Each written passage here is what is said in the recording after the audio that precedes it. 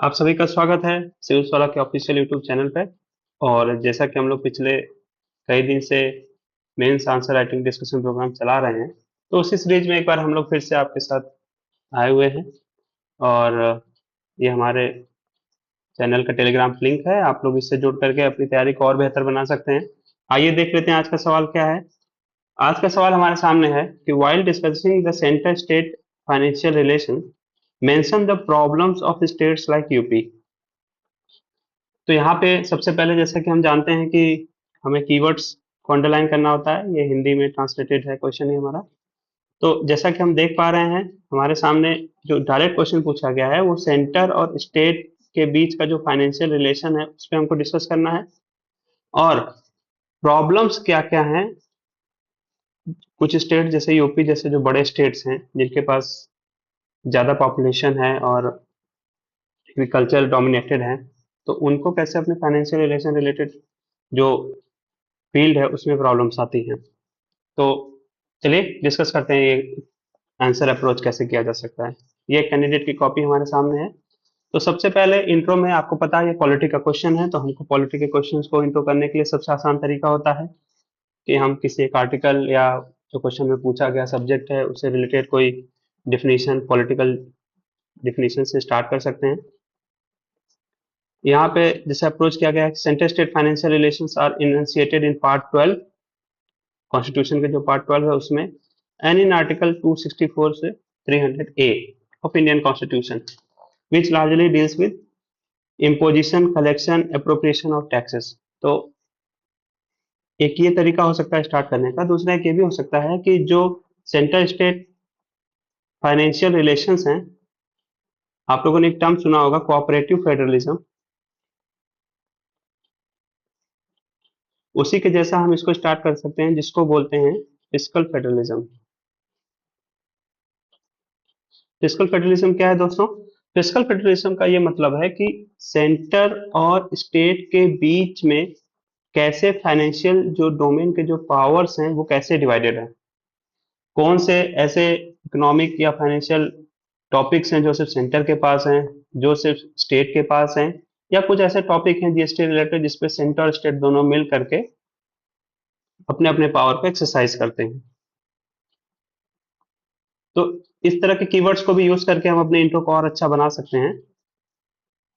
फिर इसके बाद आ जाता है मेन बॉडी। तो मेन बॉडी में देख लेते हैं हमारे पास क्या क्या डायमेंशन हो सकता है कि सेंटर स्टेट के रिलेशन में अगर हम फाइनेंशियल रिलेशन की बात करते हैं तो सबसे पहले हमारे पास आता है कि टैक्स रिलेटेड जो रिलेशन है।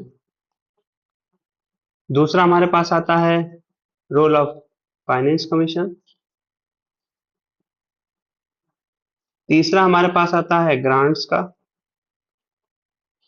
आपको पता होगा दो तरह की ग्रांट्स होती हैं, एक होती हैं स्टेटूटरी, दूसरी होती है डिस्क्रिशनरी।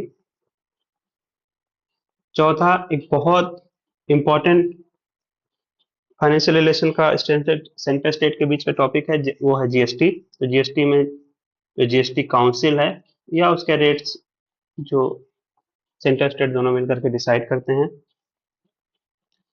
पांचवा इसके बाद एक टॉपिक हो सकता है कि कैसे इमरजेंसी के टाइम में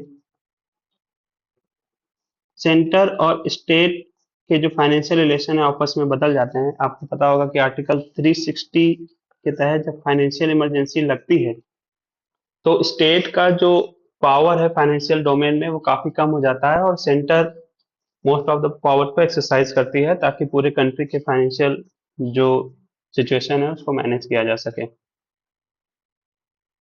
तो इतनी तरह के टॉपिक को आप लिख सकते हैं। मेन बॉडी में सिंपली आपको यही बताना है इसमें कि सेंटर और स्टेट का जो फाइनेंशियल रिलेशन है वो किस तरह से कॉन्स्टिट्यूशन में डिफाइंड है। तो जैसे आपने एक हेडिंग डाला टैक्स रिलेटेड, तो अब टैक्स रिलेटेड जो भी आर्टिकल्स हैं, प्रोविजंस हैं, आप उसको मेंशन कर दीजिए। जैसे देखिए यहाँ पे लिखा हुआ है आर्टिकल 268 है, 269 है। कई तरह के टैक्स होते हैं जो सिर्फ सेंटर लगाता है, सेंटर कलेक्ट करता है। कई तरह के टैक्स होते हैं जो अप्लाइड सेंटर द्वारा होते हैं लेकिन collected and appropriated by state होते हैं। तो इस तरह की सारी चीजें आप किसी भी स्टैंडर्ड बुक्स में, लक्ष्मीकांत जैसे बुक्स में आप देखेंगे तो आपको इसलिए मिल जाएगा। दूसरा आता है फाइनेंस कमीशन। आपको पता होगा कि फाइनेंस कमीशन प्रेसिडेंट जो है आर्टिकल 280 के तहत हर 5 साल के लिए बनाते हैं और ये डिसाइड करती है कि जो टैक्स का डिवोल्यूशन होगा बोथ वर्टिकल एंड हॉरिजॉन्टल। तो क्या मतलब है जब मैं आपको बोलता हूँ वर्टिकल और हॉरिजॉन्टल का? तो इसका ये मतलब है कि पहले तो सेंटर और स्टेट के बीच में वर्टिकली कैसे डिस्ट्रीब्यूट होगा टैक्स का पैसा। जैसे सपोज करिए हमारे पास 100 रुपीज है, तो फाइनेंस कमीशन पहले ये बताएगी कि इसमें से कितने रुपीज सेंटर के पास होंगे और कितने स्टेट के पास। अभी के जो प्रोविजन है उसके हिसाब से 41% स्टेट के पास होता है,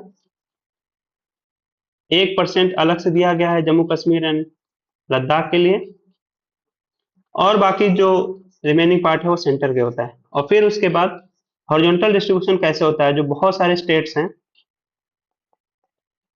यूपी हो गया, महाराष्ट्र हो गया, तमिलनाडु हो गया, तो इसमें जो अलग अलग तरह के फैक्टर्स होते हैं, पॉपुलेशन, इनकम, डिस्टेंस, इन सब से रिलेटेड, तो उस पर फिर कैसे कैसे हर स्टेट को डिवाइड होगा।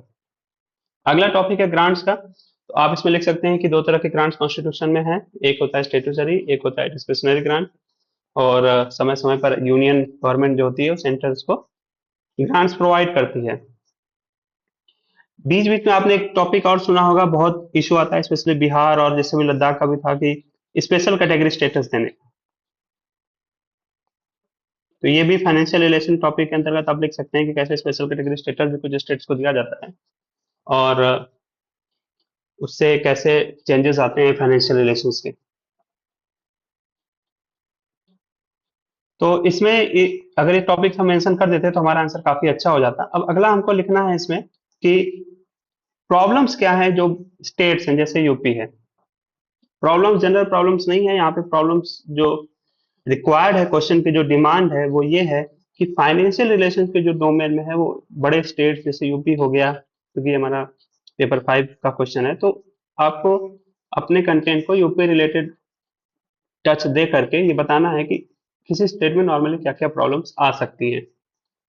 तो जब हम प्रॉब्लम्स की बात करते हैं तो हम देख सकते हैं कि जैसे इसमें लिखा हुआ है कि as per the recommendation of finance commission 30% of revenue receipt has been compare to the UP. UP चूंकि बड़ा स्टेट है, पॉपुलेशन का जो हॉरिजॉन्टल डिस्ट्रीब्यूशन में फैक्टर उसका वेटेज ज्यादा है, तो इसलिए यूपी को ज्यादा शेयर मिलता है हॉरिजॉन्टल डिस्ट्रीब्यूशन में। यहाँ पे आप देख सकते हैं जीएसटी काउंसिल का भी मेंशन किया हुआ है।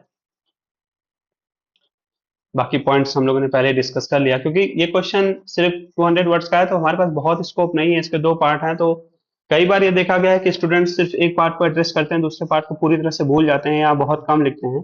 तो जब भी क्वेश्चन के दो पार्ट हों तो ये याद रखिएगा कि दोनों के वेटेज जो है मार्क्स का वो लगभग सेम जैसा होता है। तो आप दोनों जो क्वेश्चन है, सेक्शन है, आप उसको अच्छे से एड्रेस करिए, तभी आपका आंसर जो है एग्जामिनर को काफी इंप्रेसिव लगेगा। अब हम बात कर लेते हैं कि इशू क्या क्या हो सकते हैं एक स्टेट के सामने। पहले देख लेते हैं इस आंसर में क्या क्या लिखा हुआ है। A significant amount of university come from union.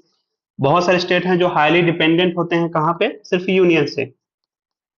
Specially जो नॉन इंडस्ट्रियल स्टेट हैं, जैसे यूपी, जैसे आप ले लीजिए, यूपी में मोस्ट ऑफ द चीजें एग्रीकल्चर डोमिनेटेड है इकोनॉमी, तो रेवेन्यू अर्निंग का स्कोप बहुत कम है कंपेयर टू अगर महाराष्ट्र और तमिलनाडु की बात हम करें तो। इसलिए जो मेजोरिटी ऑफ फाइनेंस का जो डिपेंडेंस है वो आप देखेंगे कभी कभी, जो एक चार्ट आता है फाइनेंस में बजट में, तो वहां पे आप देखिएगा कि जो यूनियन का पोर्शन होता है जो स्टेट को मिलता है फाइनेंस कमीशन के बाद, वो अच्छा खासा पोर्शन होता है, तो हाईली डिपेंडेंट है। दूसरा, कई बार स्टेट ये क्लेम करती हैं कि यूनियन उनको टाइम टू टाइम ग्रांट्स नहीं दे रहा है। तीसरा और मोस्ट इंपॉर्टेंट, जो पॉपुलिस्ट मेजर्स होते हैं कई सारे स्टेट्स के, इलेक्शन के टाइम देखा गया है, जैसे सब्सिडी, अब सुना होगा फ्री टैबलेट्स, और इस तरह के कई सारे स्कीम्स जो दिए जाते हैं सब्सिडी रन, जो इलेक्टोरल फाउंडेशन के तहत जनरल स्टेट लॉन्च करते हैं, तो अच्छा खासा जो बर्डन होता है स्टेट का वो उसमें एक्सपेंडिचर में हो जाता है। अभी आपने रिसेंटली एक केस भी देखा होगा कि जब कर्नाटका और फाइनेंस मिनिस्टर जो सेंट्रल के थे, उन दोनों के बीच में टसल चल रहा था इसी इशू को लेकर के, कि जब कर्नाटका ने बोला कि हमारे पास पैसे कम है यूनियन के द्वारा, एंड यूनियन का ये कहना है कि आप अपने जो पॉपुलिस्ट मेजर्स है उस पर ज्यादा एक्सपेंड कर रहे हैं, इसलिए हम आपको उतना नहीं दे सकते हैं। दूसरा एक आता है कि जैसे फिजिकल कंसोलिडेशन का इशू, कई सारे स्टेट का जो फिजिकल डिफिसिट है वो बहुत ज्यादा है। बोरोइंग की अगर हम बात कर लें तो कॉन्स्टिट्यूशन में स्टेट को जो है बोरोइंग करने का स्कोप बहुत कम है। आप लोगों ने सुना होगा जनरली एसडीएल, जो ट्रेजरी बिल्स और इस तरह की चीजें होती हैं, उसी के तहत स्टेट बोरोइंग कर सकते हैं, तो ये भी एक इशू हो सकता है। बैड रेवेन्यू कलेक्शन, यहाँ पे हम बैड को पुअर लिख सकते हैं। पुअर रेवेन्यू कलेक्शन, स्टेट्स के जो अपने खुद के जो डोमेन है फाइनेंशियल पावर्स के, उसमें जो टैक्स कलेक्शन है वो बहुत कम है, टैक्स इवेशन काफी होता है। इवन सेंट्रल लेवल पे भी अभी हम लोग का सिर्फ 11 to 13% ही हो पाया है।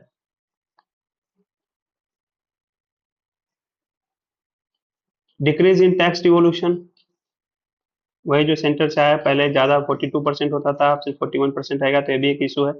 हाई फिजिकल डिफिसिट, जैसा कि इसमें लिखा गया है। तो ऐसे डेटा जब आप देते हैं तो आपका आंसर काफी अट्रैक्टिव हो जाता है, और एग्जामिनर को पता होता है कि आपको चीजों की अच्छे से समझ है, आपको कम से कम बातों में ज्यादा ज्यादा इंप्रेसिव आंसर लिखने का एक्सपीरियंस भी है। तो इतने सारे पॉइंट्स में आप लिख सकते हैं। इसमें एक पॉइंट ये भी हो सकता था जीएसटी ड्यू का, आपने देखा होगा जब से जीएसटी आया है उसके बाद से कई सारे स्टेट्स का ये एलिगेशन है कि उनके जो रेवेन्यू में जो पहले कलेक्शन था और अभी के कलेक्शन में जीएसटी के बाद में शॉर्टफॉल देखा गया, इसलिए उनकी डिमांड है कि उनको टाइम टू टाइम जो कंपनसेशन है वो दिया जाए। दूसरा एक और इशू है कि सेंटर बहुत सारे सेस और सरचार्ज जैसी चीजें भी ला रहा है, और आपको ये पता होगा कि एज पर रूल जो सेस और सरचार्ज का पैसा है वो स्टेट्स को सेंटर पास ऑन नहीं करता है। जैसे कृषि सेस हो गया, एजुकेशन सेस हो गया, तो ये भी कई स्टेट्स बोलते हैं कि आप इस तरह के रूल्स ला रहे हो तो उसमें हमारे लिए कोई फाइनेंशियल स्कोप नहीं है। तो एक इस तरह से उनका स्टेट्स की जो अर्निंग है वो कम हो जाती है। तो आप इन पॉइंट्स पे डिस्कस करके आप अपने आंसर को काफी अच्छे तरह से लिख सकते हैं। अब आता है way forward. Way forward simply ये है कि जैसे आप लोगों ने देखा होगा जो नीति आयोग है वो time to time team India spirit की बात करती है। टीम इंडिया स्पिरिट या कोऑपरेटिव, कॉम्पिटेटिव फेडरलिज्म, या इवन फाइनेंस कमीशन ने भी बोल रखा है अभी एनके सिंह वाले पैनल ने कि बहुत सारे ऐसे उसमें प्रोविजंस को इंक्लूड किया है जो ये प्रमोट करता है कि state physical prudence, physical consolidated measures लें, तब उनको ज्यादा पैसे मिलेंगे। तो इस तरह के अगर प्रोविजंस लाते हैं तो स्टेट के बीच में कंपटीशन आएगा और अननेसेसरी जो एक्सपेंडिचर है वो अवॉइड करेंगे स्टेट्स।